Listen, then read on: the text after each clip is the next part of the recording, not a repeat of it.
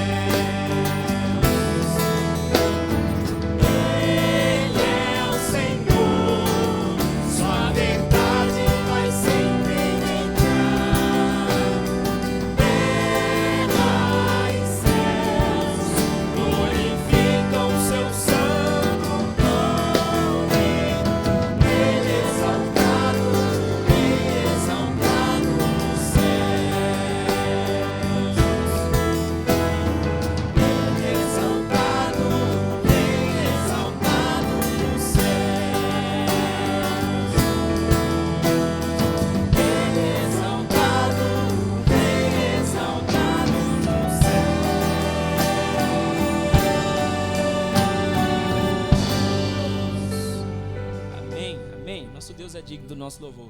Se assente aí por um instante, daqui a pouco nós vamos cantar mais algumas canções.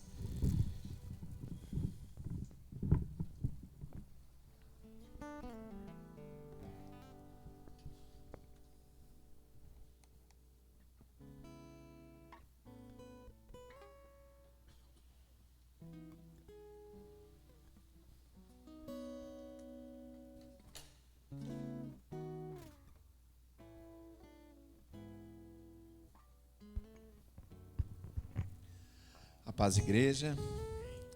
Alguns avisos importantes aqui, né?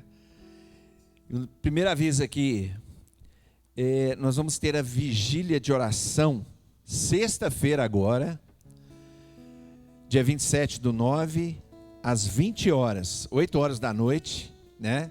Sexta que vem.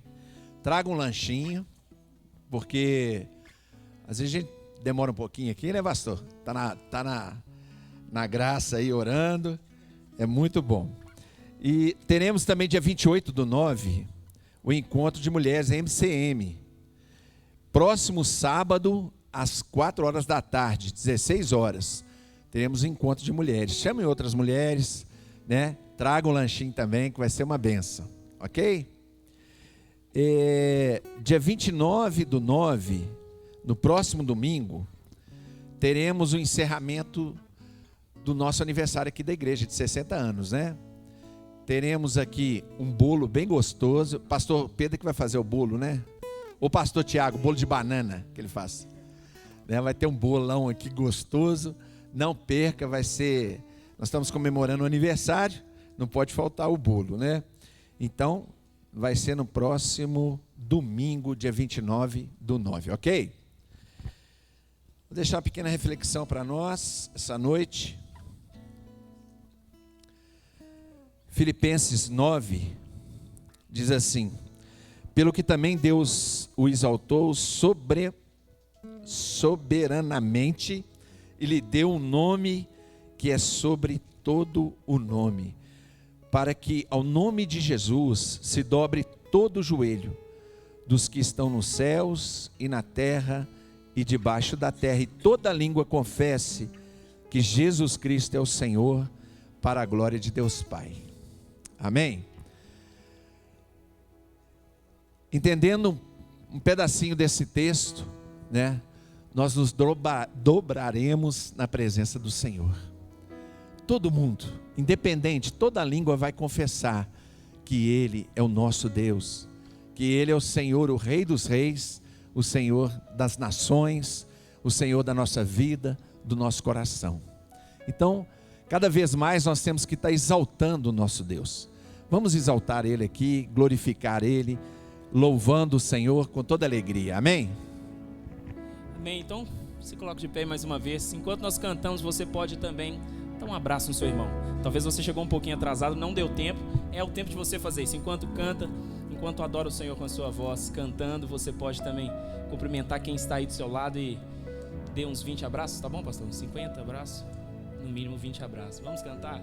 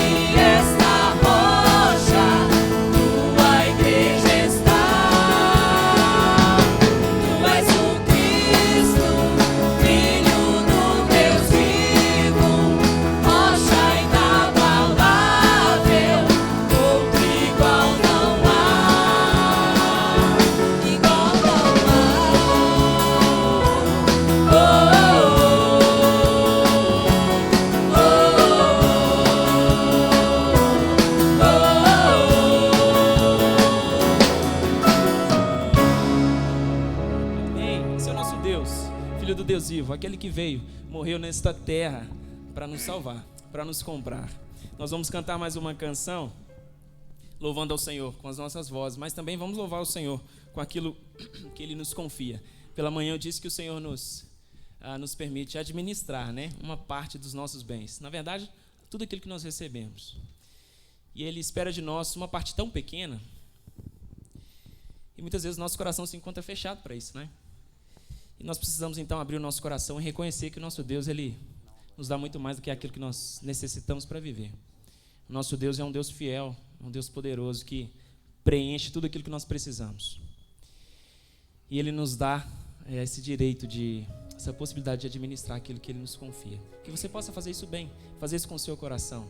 Que você possa ter o seu coração inclinado ao Senhor, não afixado nas coisas desse mundo, nos bens dessa terra, naquilo que certamente irá perecer. Que o seu coração esteja centralizado no trono do Senhor. Então participe desse momento, cantando, adorando o Senhor com seus dízimos e ofertas também, agradecendo ao Senhor pelos muitos motivos que você tem, certamente, para louvar.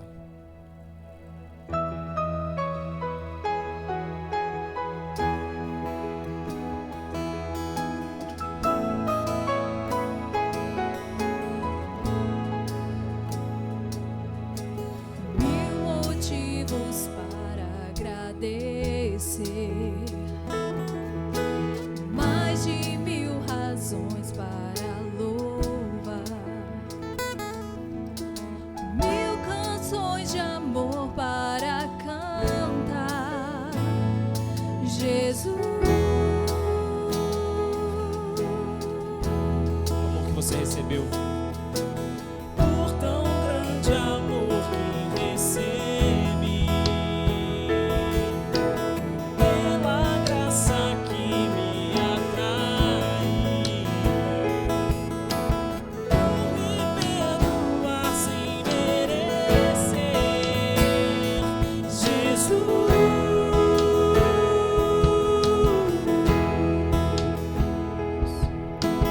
por regenerar.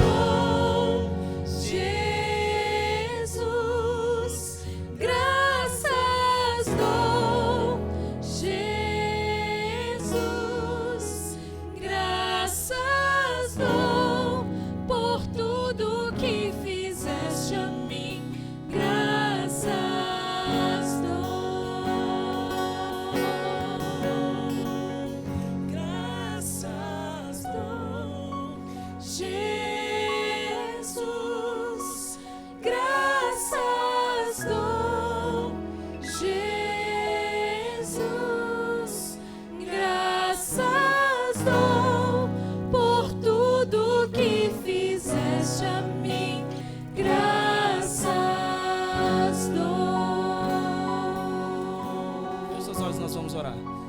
Nós vamos agradecer ao Senhor por tudo que Ele tem feito por nós. Deus, nós queremos louvar o Teu nome. Nós queremos bendizer ao Senhor e reconhecer, ó Deus, as grandes coisas que o Senhor tem feito por nós. Obrigado porque o Senhor nos resgatou do poder das trevas. Obrigado porque, ó Deus, o Senhor nos dá a oportunidade de ser chamado povo Teu. Deus, nós não merecemos esse Teu amor.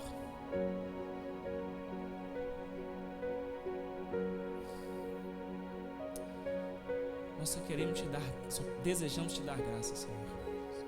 Esse é o desejo do nosso coração. Encontrar no Senhor esperança é a melhor coisa que aconteceu nas nossas vidas.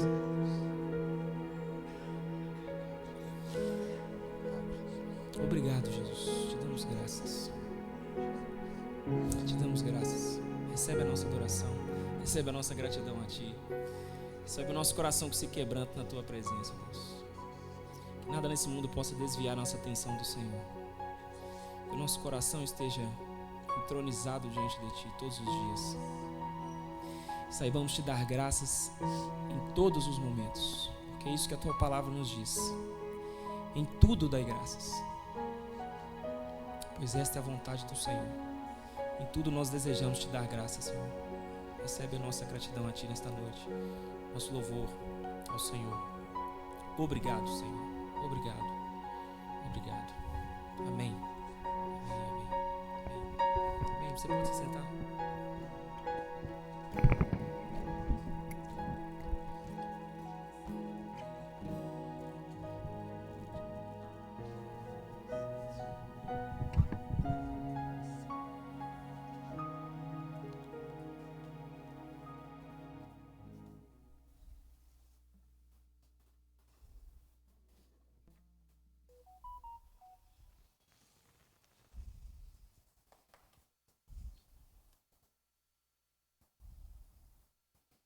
Amém, irmãos. Boa noite a todos. Jesus nos abençoe e continue falando à nossa mente, ao nosso coração. Abra comigo sua Bíblia, nós vamos fazer a leitura do Salmo 139. Salmo 139.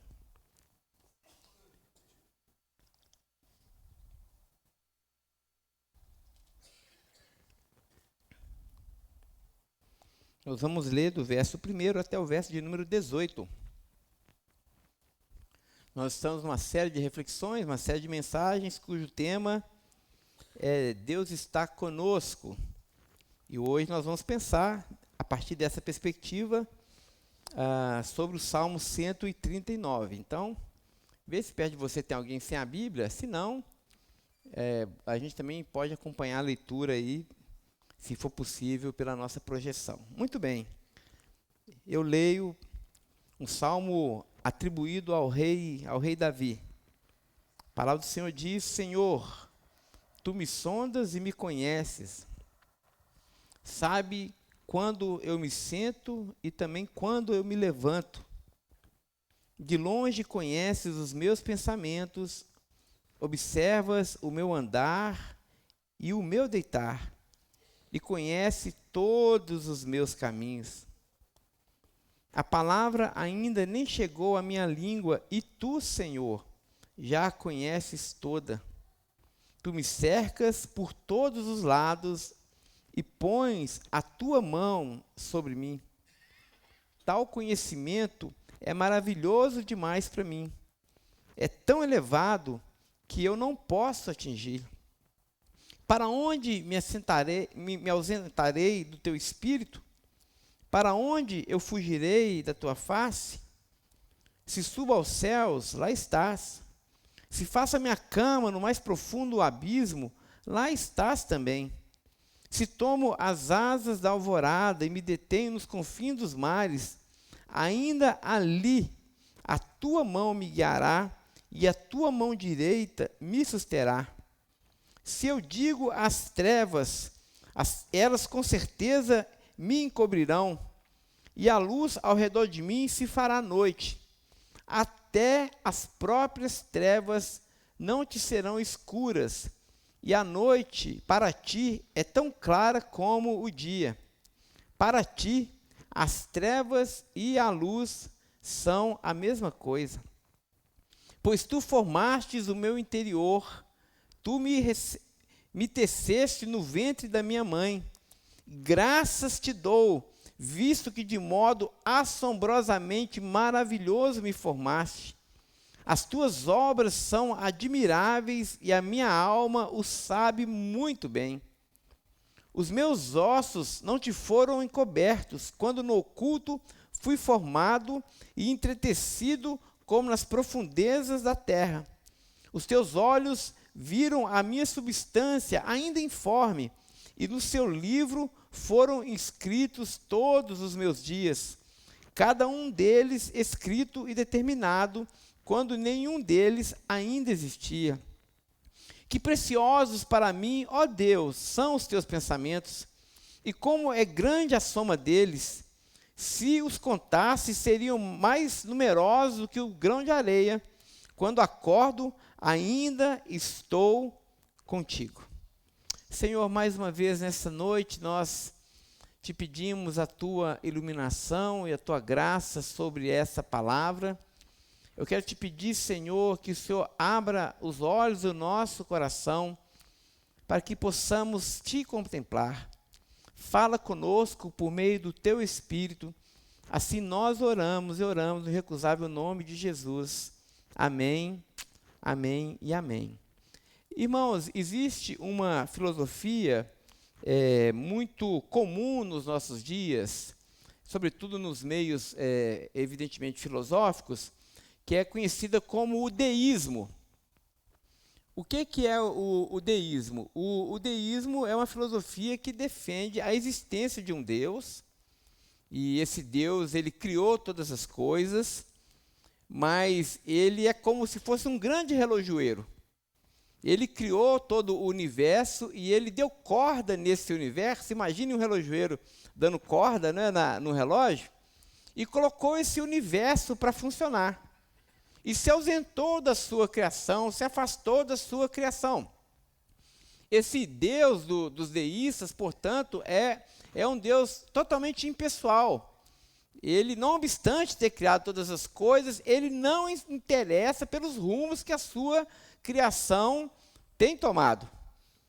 E essa filosofia deísta, ela não coaduna de forma alguma com o pensamento cristão, porque nós cristãos afirmamos, sim, a existência de um Deus transcendente, de um Deus totalmente outro, de um Deus que está para além da nossa racionalidade humana, portanto, um Deus que a gente não consegue alcançar na sua inteireza e na sua profundidade, usando os critérios da nossa razão. Então, nós afirmamos a transcendência de Deus, mas nós cristãos também afirmamos a sua imanência. O que é imanência? É justamente esse ato de Deus, esse desejo de Deus, esse caráter de Deus que está sempre se relacionando com toda a sua criação de uma forma muito pessoal e muito profunda também. E um dos textos que nós usamos para afirmar essa imanência de Deus é justamente esse texto clássico aqui, do Salmo 139, não é?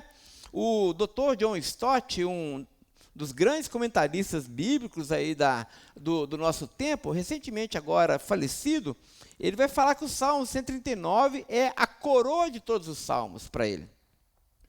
O Derek Kidner também, que é um outro biblista muito conhecido, sobretudo na área do Antigo Testamento, ele vai dar um título para esse Salmo 139, e eu achei o título muito interessante, que ele vai falar que o Salmo 139 fala sobre o caçador celestial. Ele retrata Deus como sendo esse caçador celestial que está sempre à procura de toda a sua criação. Muito bem, de forma didática, antes de nós fazermos a aplicação do texto que nós lemos, a gente pode dividir essa porção do verso 1 até o verso 18 em três sessões, em três partes. A primeira parte vai do verso 1 até o verso 6, que afirma onisciência de Deus, ou seja, o pleno conhecimento de Deus sobre todas as coisas. A segunda seção, a segunda parte, que vai do verso 7 até o verso 12, exalta e afirma a onipresença de Deus, ou seja, a presença de Deus em todos os lugares. E do verso 13 até o final, nós temos a afirmação da onipotência de Deus. Deus é todo poderoso. Então Deus é todo conhecimento, Deus é todo presença e Deus também é o Deus todo poderoso. Muito bem, na primeira sessão, então, de forma muito didática, nós afirmamos a onisciência de Deus. O Salmo exalta a onisciência de Deus, usando alguns verbos aqui muito interessantes. Ele vai usar o verso 1 até o verso 3, tem aí o verbo ele sonda, ele conhece, ele sabe e ele percebe. Deus nos sonda, Deus nos conhece, Deus sabe todas as coisas, né? E Deus também nos percebe. O conhecimento de Deus, do verso 1 até o verso 3, se estende aos nossos pensamentos, às nossas palavras e também às nossas ações. Aqui nós estamos focalizando mais a relação de Deus com o ser humano, mas a gente pode pensar que também Deus, ele interage com todo o cosmos e acredite, Deus se importa com toda a sua criação.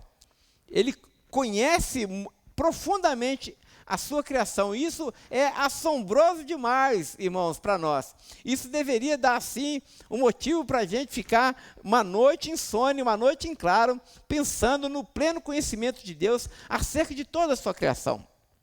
A palavra do Senhor diz que Deus conhece cada uma das suas estrelas. Eu não sei quantas estrelas existem aí no nosso cosmos, né? Mas aqui, os cientistas vão dizer que existem mais estrelas no cosmos do que areia no mar, grãozinho de areia no mar. Então você imagina a quantidade de estrelas, né? E se isso for verdade, for um fato, a palavra do Senhor diz que Deus conhece as estrelas pelo nome.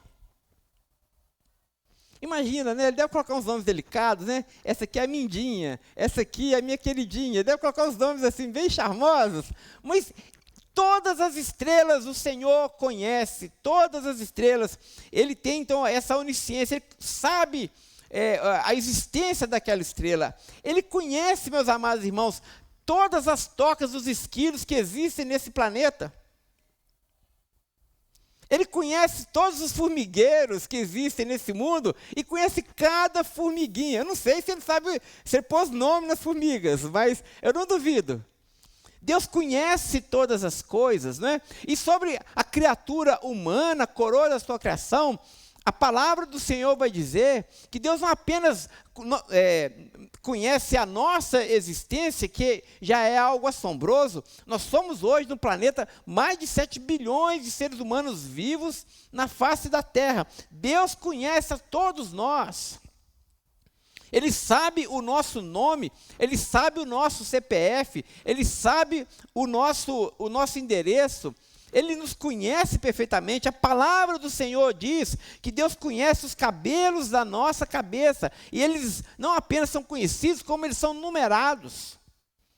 Então você que está com queda de cabelo, sabe que quando caiu um fio, Deus falou, caiu o fio 10.914. Esse fio caiu, não é? Deus conhece cada fio de cabelo da nossa cabeça, Ele nos conhece profundamente. Isso é assombroso demais. E não apenas isso, esse conhecimento da nossa existência, mas a palavra do Senhor diz que Deus também conhece as intenções do nosso coração.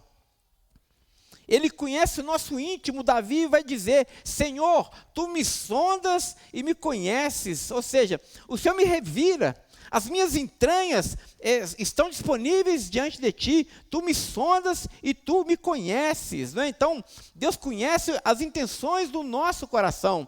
O verso 4 vai dizer que a palavra ainda não saiu dos nossos lábios. Deus já sabe de antemão o que a gente vai falar. E isso é muito interessante quando a gente está orando, né? Eu me lembro muito do profeta Isaías, que o profeta Isaías vai dizer assim, que acontecerá que antes que eles clamem, eu os responderei. Né? Isso eu acho fantástico, porque antes da gente orar, o Deus que move a nossa oração, o Deus que coloca em nós o desejo por orar, porque não é Deus que responde às nossas orações, irmãos, em última análise, mas somos nós que respondemos ao desejo de Deus que nós oremos. Então, quando nós oramos, nós agimos de forma responsiva ao mover do Espírito de Deus em nós, que nos leva a orar.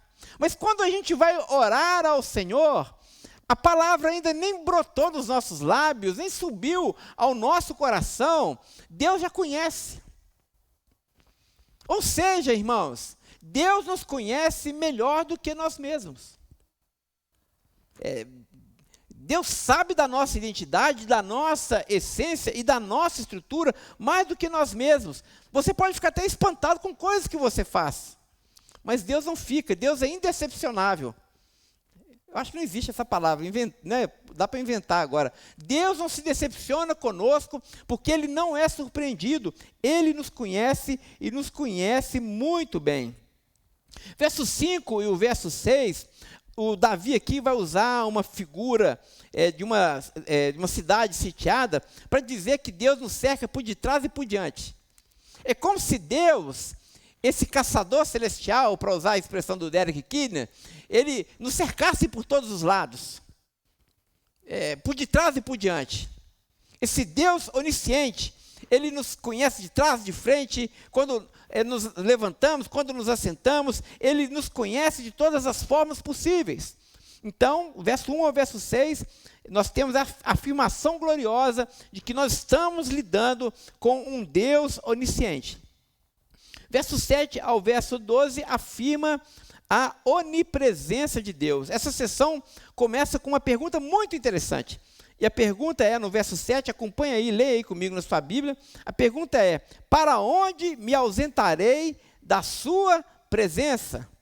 Olha que pergunta interessante, né? Para onde me ausentarei da sua presença? E aqui o Derek Kidner vai dizer que existe uma ambivalência aqui nessa afirmação. Duas possibilidades aqui da gente interpretar essa pergunta do salmista: para onde me ausentarei da sua presença? Uma possibilidade é que esse salmista está de tal forma assombrado com o pleno conhecimento de Deus e com a sua nudez diante do Senhor, porque Ele nos sonda, nos conhece por dentro e por fora, que ele sentiu aquele terror de estar diante de um Deus tão poderoso e tão conhecedor assim, que dá vontade de fugir desse Deus. E aí ele pergunta: para onde eu me ausentarei da tua presença? Não tem jeito. Mesmo as trevas, se eu me esconder nas trevas para o Senhor, trevas e luz são a mesma coisa. Não tem lugar onde a gente se esconda de Deus.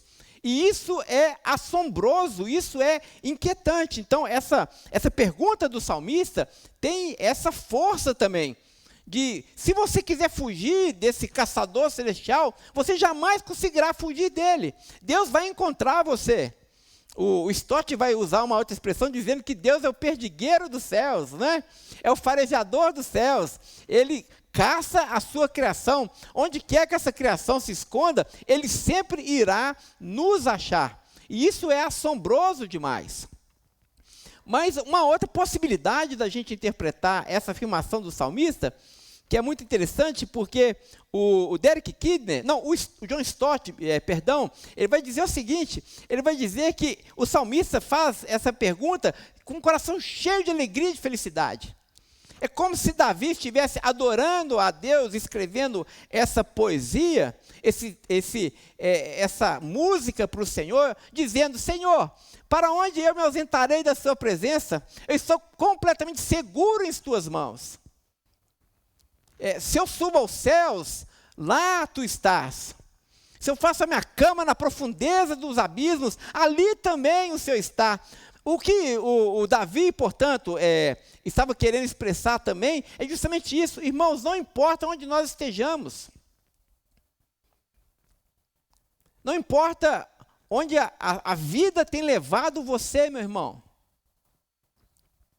se num lugar muito alto, de exaltação, de graça, ou num lugar muito baixo também, de densas trevas, de provação, de angústia, de uma sensação de desamparo, de orfandade, não importa onde você esteja, Deus está com você. Esse é um ponto central e inegociável da teologia cristã. Eis que estou convosco todos os dias. Portanto, esse Deus onisciente, Ele nos encontra. Ele está onde nós estamos, meus irmãos. Ele não abandona a sua criação de forma alguma. Ele jamais irá abandonar você, como nós afirmamos aqui na semana passada, porque está escrito: nunca te deixarei, jamais te abandonarei, eis que estou convosco todos os dias até a consumação dos séculos.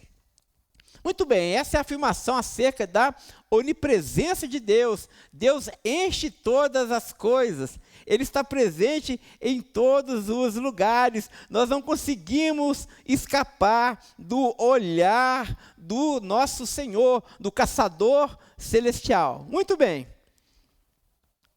A seção do verso 13 ao verso 18 vai afirmar acerca da onipotência de Deus. E essa onipotência é afirmada quando o texto diz que Deus nos criou, e nos viu, inclusive, na sua onisciência, quando nós ainda éramos substâncias informes. Ou seja, Deus estava no projeto inicial da nossa existência. Isso é importante porque é um ato da vontade de Deus que eu e você viéssemos a existir. Eu gosto muito do Apocalipse capítulo 4, o último verso do capítulo 4 do Apocalipse, se não me engano, o verso 21, quando o João vai dizer assim: graças te damos, Senhor Deus Todo-Poderoso, né? que era e que há de vir, porque tu criastes todas as coisas, sim, por causa da tua vontade, todas elas foram criadas e vieram a existir. Acho que é a adoração dos seres viventes ali, né? Diante do trono. Eles dizem: Senhor, nós te damos graças porque todas as coisas tu criastes. Sim, por causa da sua vontade, todas elas foram criadas e vieram a existir. Isso significa, isso implica afirmar, meus irmãos, essa noite, uma verdade também central da fé cristã. Nós não somos um acidente nesse mundo. Nós existimos por causa da vontade de Deus. Portanto, nenhum de nós que estamos aqui, ou então aqueles que nos assistem pelo YouTube, nenhum de nós foi fruto de um caldeirão cósmico e de uma série de coincidências e de alguma forma imponderável nós viemos a existir. Não, a palavra do Senhor diz que Ele planejou a nossa vida. Nenhum dos nossos dias, o salmista vai dizer, nenhum dos nossos dias foram feitos assim um acaso. Pelo contrário, Deus já conhecia cada um deles e escreveu os nossos dias no seu livro. Ora, as implicações para nós, devocionais, nesta noite são muitas. Uma delas é afirmar que nós não somos um acidente, gente. Às vezes a gente acha que a nossa vida não tem valor e a gente não deveria nem existir, não é? O que eu estou fazendo nesse planeta azulzinho? Não tem umas coisas assim que Satanás engendra na nossa cabeça como ovos de serpente? A gente acha que a gente foi um acidente? E talvez porque a gente ouviu isso do pai, ouviu da mãe, né? Que a gente não deveria existir. E a palavra de Deus diz que o Senhor pensou e planejou cada um dos nossos dias. O Criador conhece as suas criaturas porque foi Ele que nos criou pelo seu poder. E o salmista termina essa exposição nos versos finais, afirmando aí também, se você acompanhar comigo na sua Bíblia, o verso 17 e o verso 18, diz assim: que preciosos para mim, ó Deus, são os teus pensamentos, e como é grande a soma deles. Se os contasse, seriam mais do que os grãos de areia. quando acordo, ainda estás comigo. O salmista sumariza essa sessão falando sobre esse cuidado amoroso de Deus, essa sua interação com a sua criação, dizendo que os pensamentos de Deus são mais numerosos do que ele consegue pensar, ou seja, são assombrosamente mais elevados do que ele pode conceber, ao ponto dele estar aqui em estado de adoração diante do Senhor, não é? E o Derek Kidner vai dizer que essa afirmação também ela tem duas intencionalidades. A primeira delas é dizer que Deus está conosco quando nós estamos despertos, quando nós estamos acordados dos nossos afazeres. Ele está conosco na nossa vida cotidiana, quando você prepara o seu café, quando você passa o seu pão, aliás, passa a sua manteiga no pão. Tem gente que passa o pão na manteiga, né? Mas não é assim? Não é? Alguns fazem isso, né? Gostam tanto da manteiga que não é pão com manteiga, é manteiga com pão, né?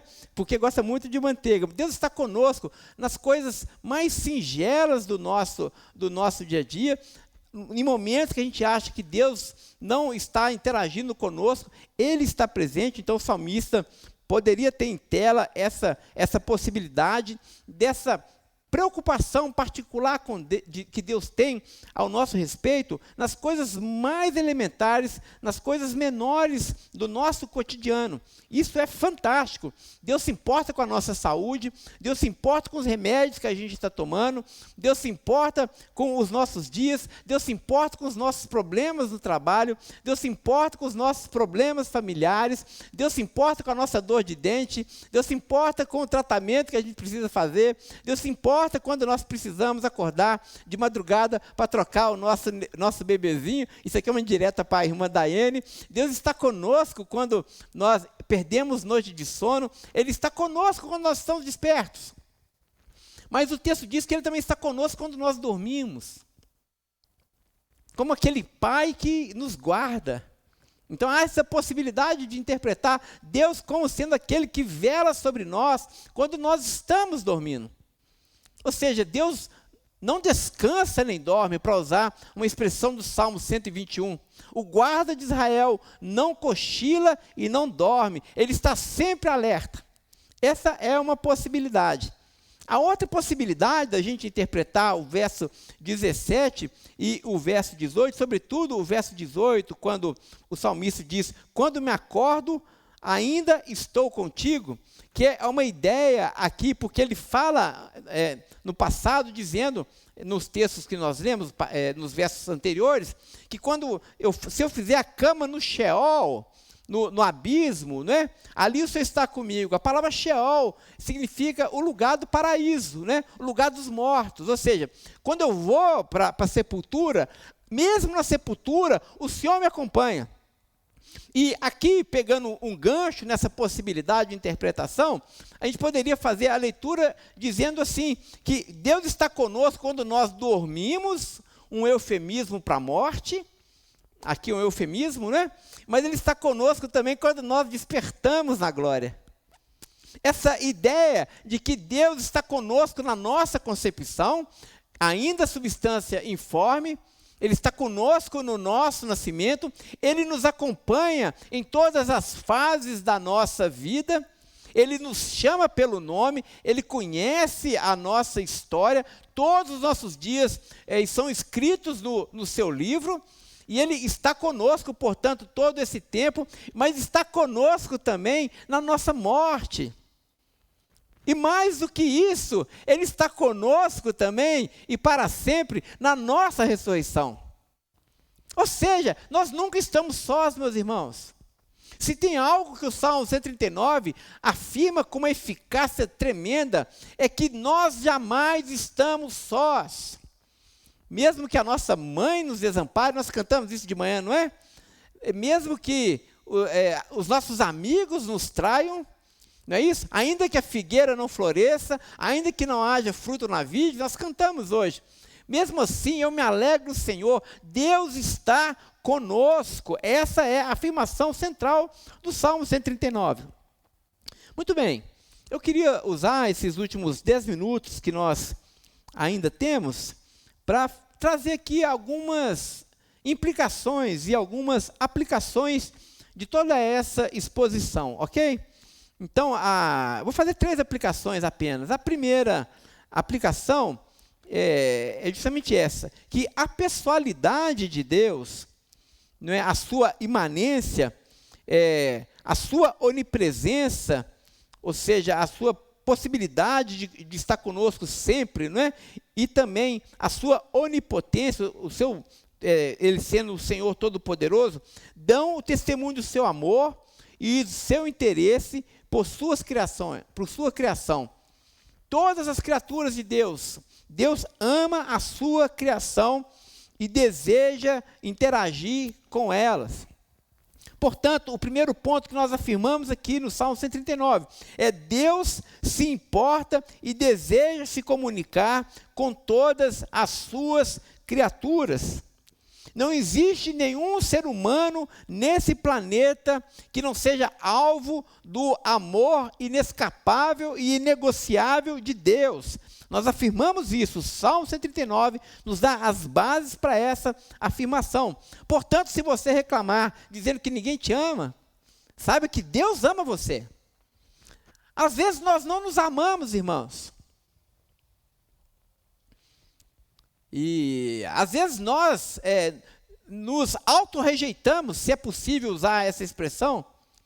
Às vezes nós olhamos para a nossa vida e nós nos detestamos, nós nos odiamos, nós nos repudiamos e nós nos sentimos tão pequenos e tão insignificantes.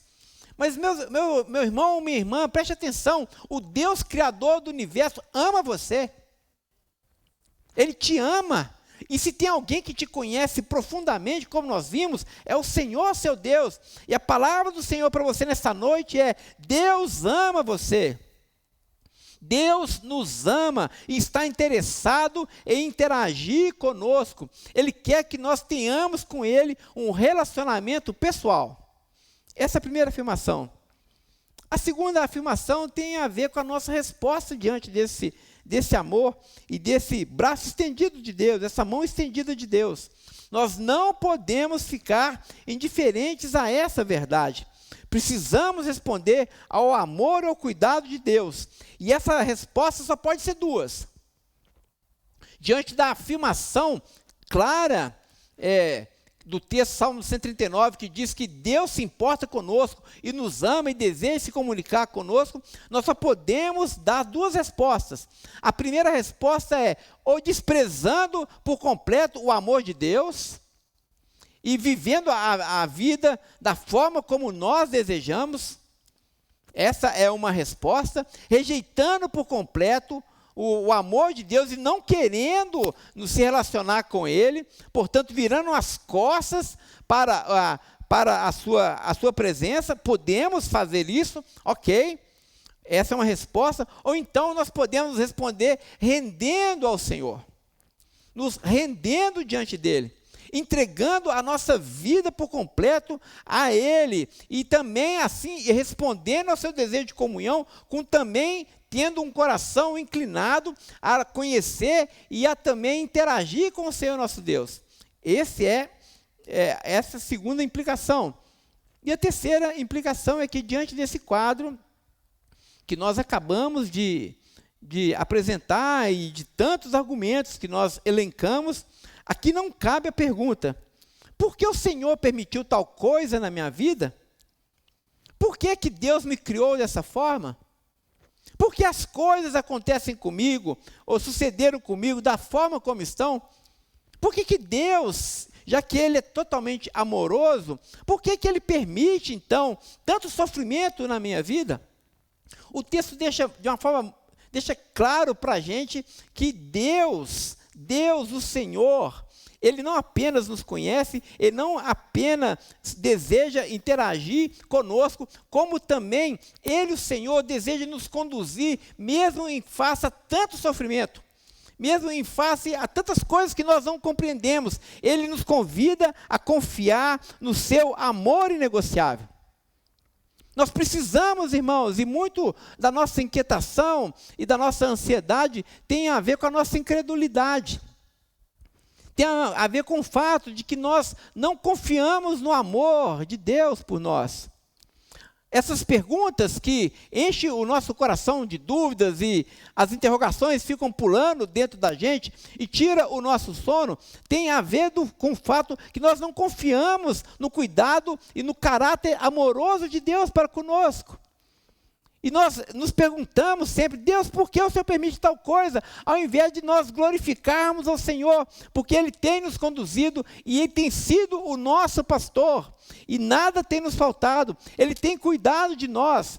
Como o Otávio falou, Deus tem nos dado mais do que nós precisamos, né?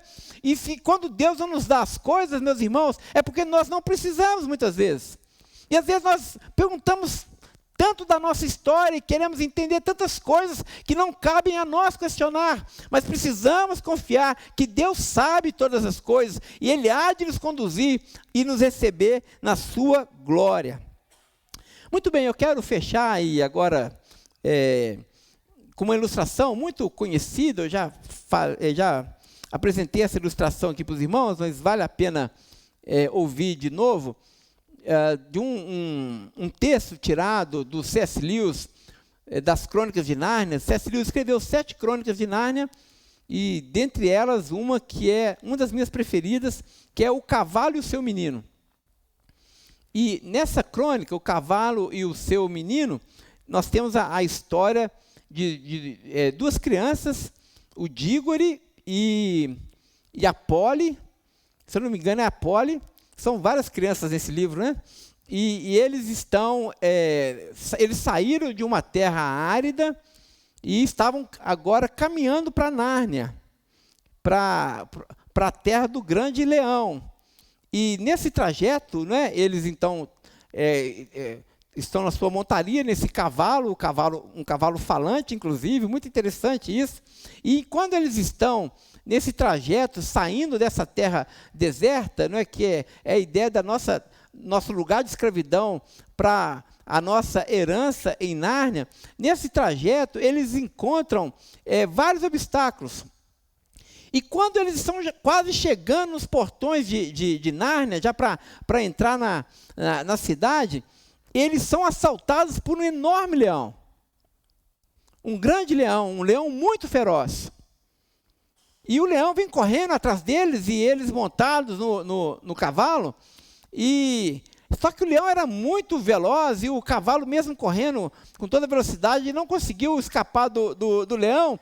E o leão, de forma muito selvagem, muito feroz, ele avança sobre a menina, sobre a Polly, e ele rasga as costas dela de forma violenta.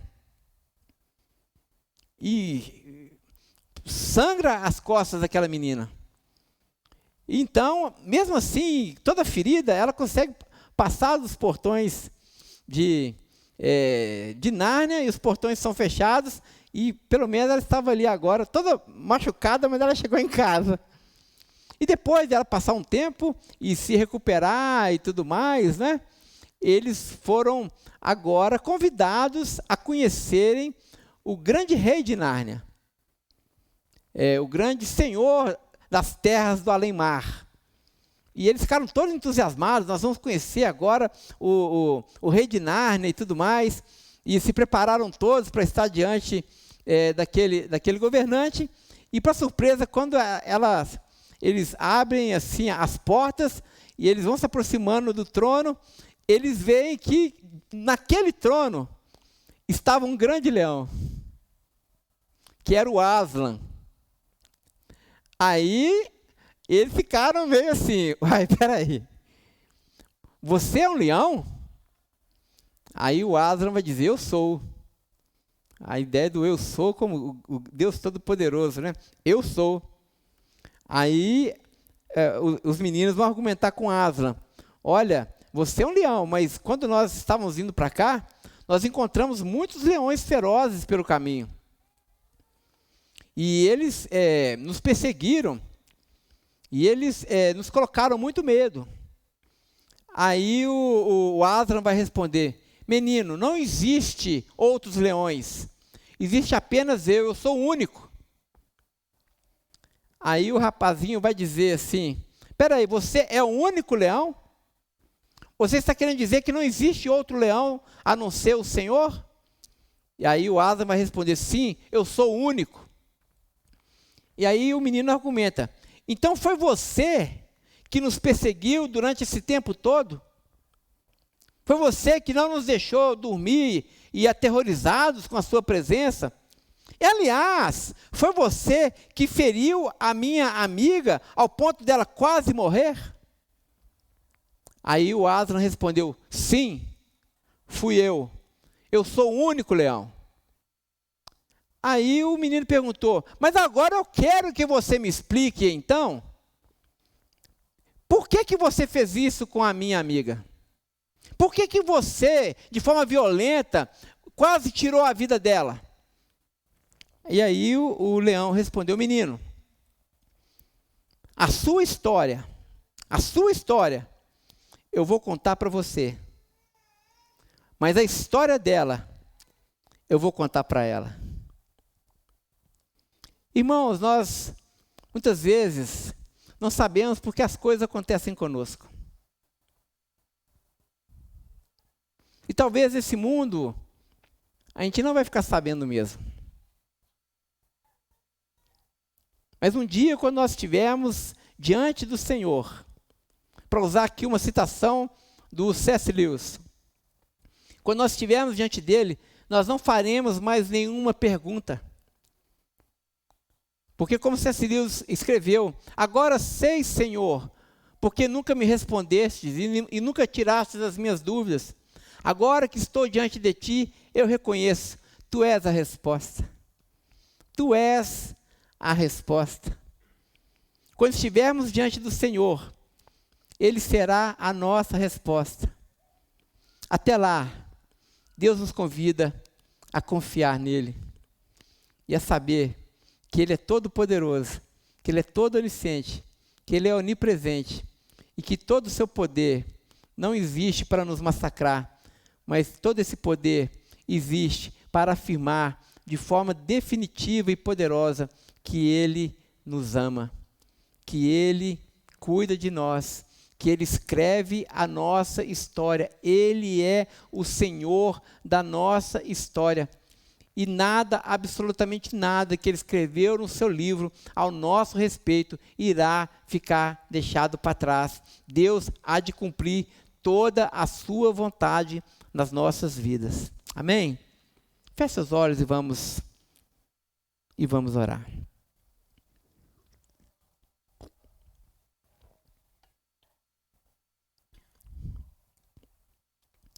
Esse é um bom momento para a gente conversar com Deus e apresentar diante dEle tudo aquilo que está no nosso coração, diante de tudo que nós conversamos aqui nessa noite. Glorifique ao Senhor, porque Ele te conhece e conhece tão bem e Ele te ama. Ele trouxe você aqui nessa noite para que você saiba disso. Ele ama você. Ele continua tendo um plano na sua vida. E nenhuma das suas promessas irão cair por terra. Ele é o Senhor da história. Ele há de cumprir toda a sua vontade na sua vida. Creia e descanse nessa palavra.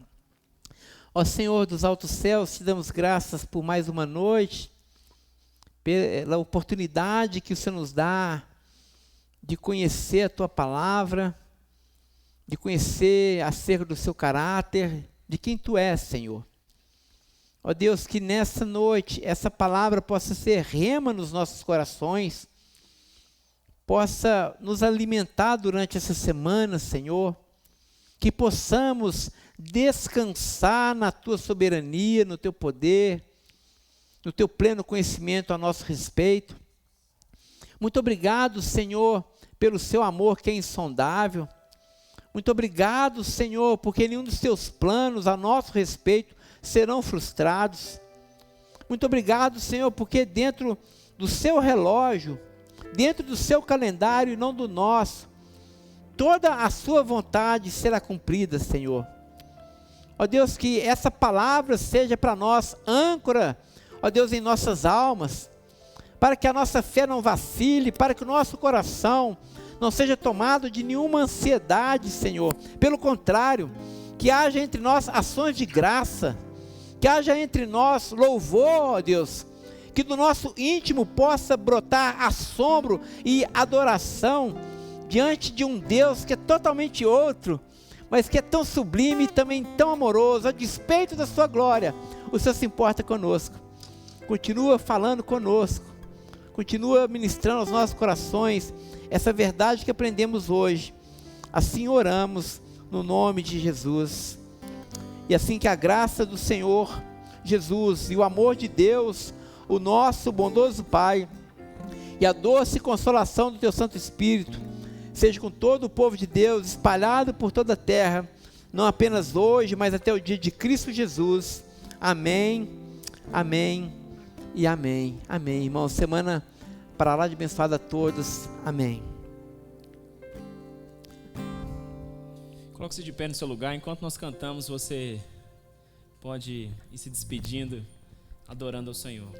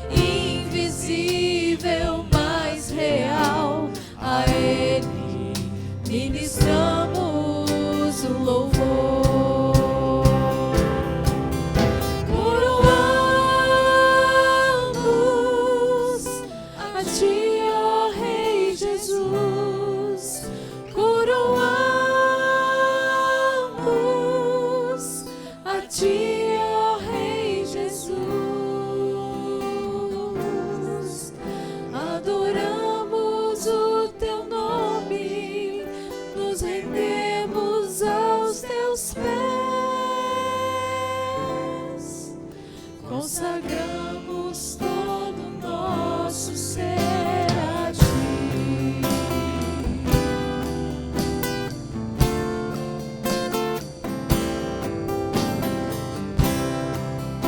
Ao único, mais uma vez. O único que é digno de receber